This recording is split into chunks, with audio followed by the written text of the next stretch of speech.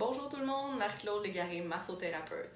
Suite à la première capsule de présentation des ventouses, je vous avais brossé un tableau de façon générale des composantes, des bienfaits, des pathologies qu'on peut prendre en charge, de tout ce que ça crée les ventouses et de tout ce que ça fait de merveilleux, de résultats. Et je vous avais promis que je vous détaillerais ça un petit peu plus en détail en vous parlant de certains clients ou athlètes qui sont des cas réels qui vont venir témoigner pour pouvoir vous partager l'expérience qu'ils ont eue avec moi et les traitements aux ventouses. Alors, comme première capsule plus précise, je vais vous parler avec Hugo Charron, qui est un athlète avec qui je travaille en fitness, en bodybuilding et de assez haut niveau. Il va vous expliquer son parcours et avec Hugo, on a pris en charge une pathologie du genou qu'il va vous expliquer plus tard dans la vidéo durant la petite entrevue.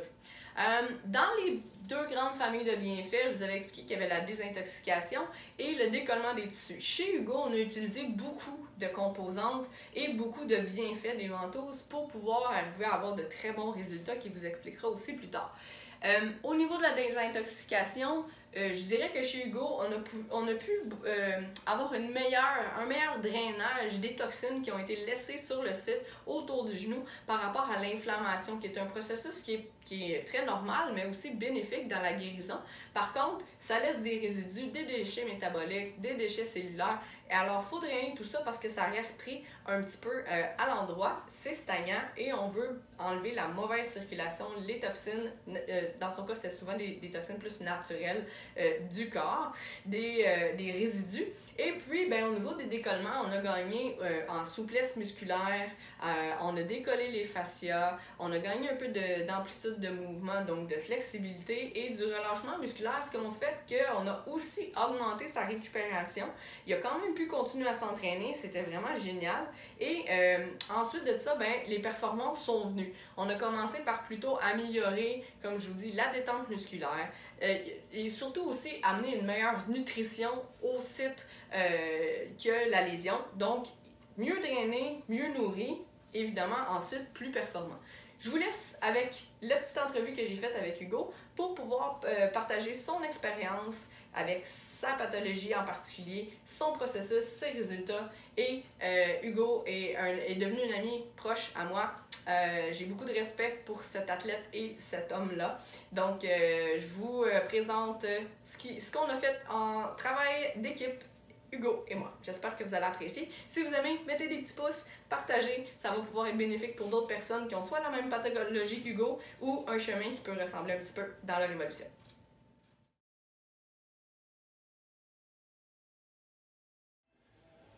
Bonjour tout le monde, alors pour faire suite à ce que je vous ai déjà expliqué par rapport aux ventouses, il y a plusieurs catégories. Ce que je viens de parler, je vous représente un athlète que vous avez déjà vu sur ma page, Hugo Charron. Bonjour. Alors, vas-tu te présenter, Hugo? Yes, je m'appelle Hugo Charron. Dans le fond, dans la vie, je suis infirmier clinicien.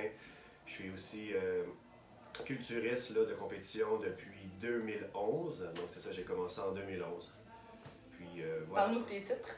Donc, OK. C'est ça. Donc, au niveau sportif, j'ai quand même pu accomplir des belles performances au niveau bodybuilding. Au tout début 2011, j'ai été capable d'aller chercher une carte pro IDFA. Ensuite, j'ai changé de fédération pour l'APQ.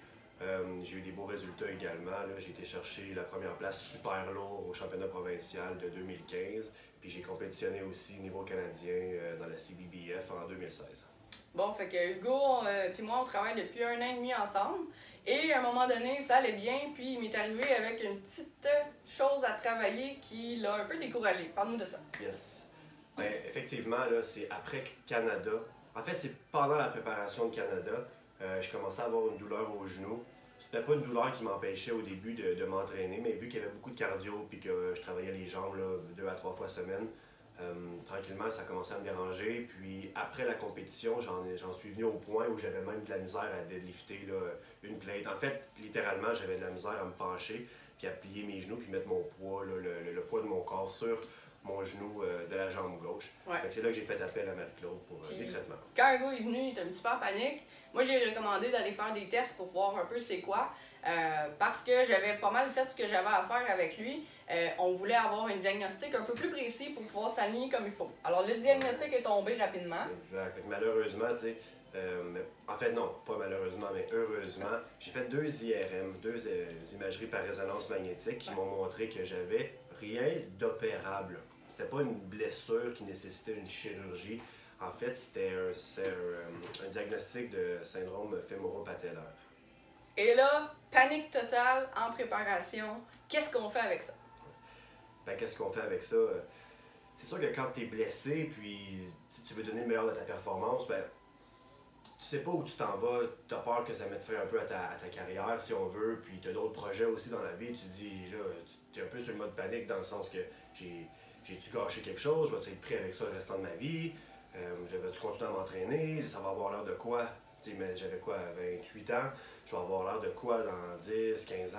Fait que là, c'est sûr que les idées brassent beaucoup. Fait que tu veux une réponse à tes questions, puis tu veux aller mieux aussi. Là. Ouais, fait qu'on a choisi, bon, le deep tissue massage sportif qu'on faisait déjà. On avait déjà un peu expérimenté les ventouses. On est allé vraiment plus profond pour traiter carrément le syndrome fémoro-patellaire avec les ventouses. Dans des traitements un petit peu plus intensifs, mais surtout beaucoup plus précis suite au diagnostic. Qu'est-ce que tu as remarqué au niveau du gym, au niveau des douleurs, dans la prep puis dans l'évolution des traitements? Ben, ce que les traitements ils ont permis de faire, c'est qu'au début, c'est sûr que la douleur était là quand même. Mais ce qui est bien, c'est que les traitements tenaient, dans le sens que, oui, au fur et à mesure qu'on faisait des traitements, moi, je constatais une différence par rapport à la diminution de la douleur, mais aussi que c'était pas un repos total, du style, tu t'entraînes pas, t'arrêtes complètement et je te traite et après tu pourras recontinuer. Ce qui était merveilleux là-dedans, c'est que je pouvais quand même continuer à m'entraîner avec une intensité qui était, on va se le dire, satisfaisante. Là, pour que moindre, mais... Ouais, moindre, mais quand même satisfaisante pour que je puisse continuer ma progression. Et au fur et à mesure aussi, la douleur diminuait. Donc, plus je m'entraînais, plus je me faisais traiter, mieux que ça allait aussi. Fait que j'ai quand même pu continuer à progresser à travers les traitements. À chaque traitement, on se fixe un objectif pour le prochain entraînement, quand, puis à peu près combien qu'on fait, jusqu'où c'est acceptable au niveau douleur, etc. Et puis je pense que ça a été la clé de notre succès par rapport à ça. Ça a été la clé du succès, ça, puis la patience aussi. C'est sûr que si vous développez une blessure dans un sport ou dans quoi que ce soit, puis que c'est quelque chose... Je veux dire, ça fait quand même 10 ans que je fais du bodybuilding, il ne fallait pas s'attendre non plus à pouvoir réparer ça en 2 coups. Puis je pense que les attentes des fois des gens, c'est de pouvoir comme tout régler en une shot, sinon ben, on abandonne. Moi, ce que je peux conseiller, c'est de venir, de respecter comme judicieusement les traitements, d'avoir confiance en ton thérapeute, puis de donner une chance aussi d'accomplir son travail jusqu'au bout. Puis voilà, aujourd'hui, 1 an et demi après, je peux quand même mettre les mêmes charges que je mettais il y a 1 an et demi. Ma douleur est presque complètement partie, à un point tel que j'y pense pratiquement plus. Puis aussi, ben, à travers le temps aussi, tu évolues en tant que personne. Puis ça m'a permis de découvrir une autre passion, là, une autre activité que je commence vraiment à pousser, là, ce qui est le hiking puis la marche en montagne. Donc, je pense on s'entend que c'est un sport que les genoux sont vraiment sollicités. Donc, c'est un peu le pire qu'il aurait pu choisir. Mais on ne choisit pas nos passions. Donc, voilà. Donc, puis ça, comment ça se passe quand tu fais ton hiking maintenant? Ça va super bien. Ça va super bien. Donc, encore une fois, peut-être encore une petite présence de douleur. Mais je me dis, c'est un peu normal parce que j'ai mal aussi à l'autre genou.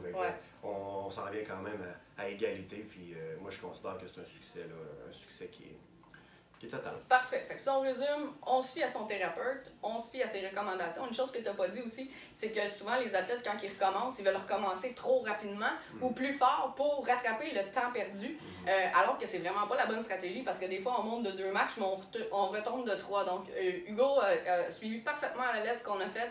On a eu un bon plan de traitement, des objectifs qui ont été atteints à chaque fois, puis ce qui a fait qu'on a monté les marches tout le temps sans redébouler, et on continue notre progression comme ça. Exactement.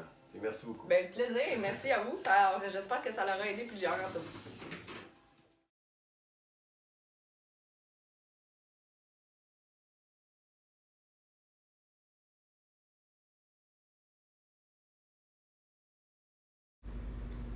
Vous pouvez me suivre sur ma page Facebook, sur mon compte Instagram et vous pouvez vous abonner à ma chaîne YouTube pour ne rien manquer. Si vous aimez, faites-nous des petits pouces et partagez pour m'encourager. Merci!